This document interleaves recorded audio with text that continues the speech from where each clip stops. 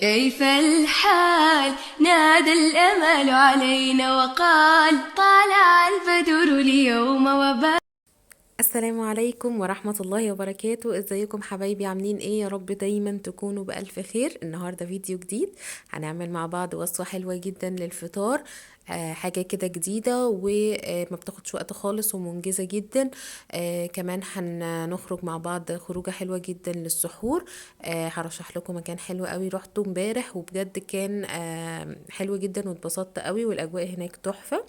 انا هنا بقى بفضي الحاجات اللي عندي فضيت، السكر والشاي وكده. وهنبدأ مع بعض الفيديو بتاعنا على طول.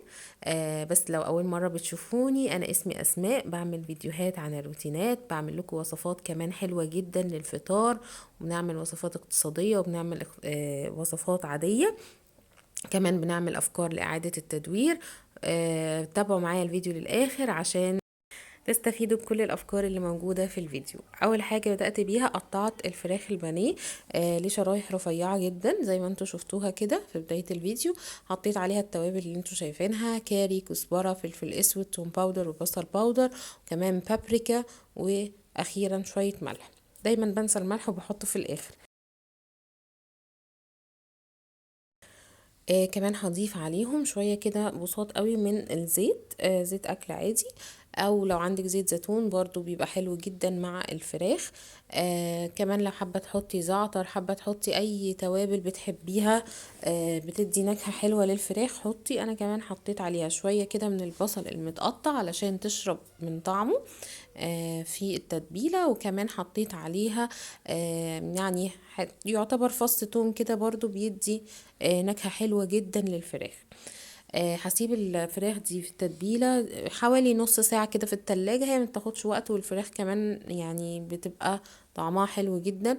وهتشوفوا معايا هنعملها ازاي. اول حاجة سخنت طاسة على النار، لازم الطاسة تكون سخنة جدا، وحطيت عليها سمنة، حتة سمنة بلدي كده بسيطة، تدي طعم برضو حلو للفراخ بتاعتي. اول ما الطاسه تسخن جدا بنزل عليها بقطع الفراخ اللي احنا متبلينها علشان تاخد صدمه. مهم جدا ان الطاسه تكون سخنه، للناس اللي اول مره مثلا بتطبخ او كده لازم تبقي عارفه ان الفراخ لازم تاخد صدمه، والا هتلاقيها نزلت ميه كده كتير ومش بتبقى حلوه. لا، هننزلها على طاسه سخنه جدا وهنفضل نقلب فيها نقلب فيها. وبعد كده هحط عليها شويه ميه كده صغيرين علشان التوابل اللي لزقت دي كده ترجع تختلط تاني مع الفراخ. واول ما تشرب الميه خلاص كده ببدأ انزل عليها بشويه من البصل. انا مقطعه بصل بقى بس حبه حلوين كده، يعني بصلايه كبيره، ونزلت بيها على الفراخ. وهنقلبها كويس جدا لغاية ما تدبل مع الفراخ وكل الأطعم كده تدخل مع بعض، التوابل مع البصل مع كل حاجة. وأنا بحب بصراحة البصل يبقى كتير في مع اللحوم. لو أنا بعمل وصفة زي دي، بحب مثلا شاورما، الحاجات دي بحب معاها بصل كتير، لحمة مفرومة، الحاجات دي بحس ان البصل كده بياخد ويدي كده مع الاكل. بعد كده هبدأ انزل عليها بجبنة موتزاريلا على تركي. بس دي كانت كمية صغيرة عندي في التلاجة، بس مش مشكلة يعني. حطيتهم كلهم على الفراخ وسبتهم برضو ايه يسيحوا مع الفراخ بتاعتي. وبدأت ان انا بالشوكة كده اهرس الفراخ. هنهرسها. الوصفة دي هقول لكم في الاخر هي ايه. بعد ما نخلص كل المكونات اللي هنضيفها عليها، هنهرس الفراخ كده بالشوكة كويس جدا لغاية ما نحس ان هي بقت يعني فتلت. بعد كده هضيف عليها طماطم على فلفل، محطوط عليهم كزبرة وزعتر، ونقلب كويس جدا مع بعض لغاية ما الأطعم تختلط. الوصفة بقى هي حواوشي الفراخ، بس انا عملت الحواوشي بطريقة مختلفة. الطريقة دي حلوة جدا، بتحسي ان انتي بتاكلي لحمة جوه الساندوتش. كمان يعني لما بتفرمي الفراخ بتحسيها كده دابت اختفت مع الحاجة. لا، الطريقة دي بجد وهمية، كل قطمة في الساندوتش فيها كمية لحمة محترمة. العيش ده كان العيش اللي هو بيتباع بالكيلو بتاع الفلاحين، ده بجد طعمه حلو قوي، وكمان بيكون كده. انا بحب العيش يكون مش عارفة بيقولوا عليه ملدن تقريبا، هو بيكون يعني سمكه تخين.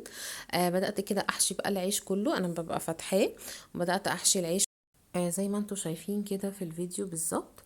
النهاردة هنتكلم عن ادخال السرور، ان احنا ندخل السرور على غيرنا، على اهل بيتنا، على اصحابنا، على قرايبنا. دي من اعظم الصدقات، ان انت تدخل السرور على قلب حد. وطبعا الرسول عليه الصلاة والسلام اوصانا بادخال السرور على المؤمنين. يا رب يجعلنا ممن يسمعون القول فيتبعون احسنه. وبجد ديننا جميل جدا جدا، وسهل ان احنا ناخد حسنات كتير، وعندنا فرصة في رمضان مضاعفة الاجر. ربنا يا رب يجعلنا من المقبولين، ويعتقنا من النار، ويبلغنا ليلة القدر.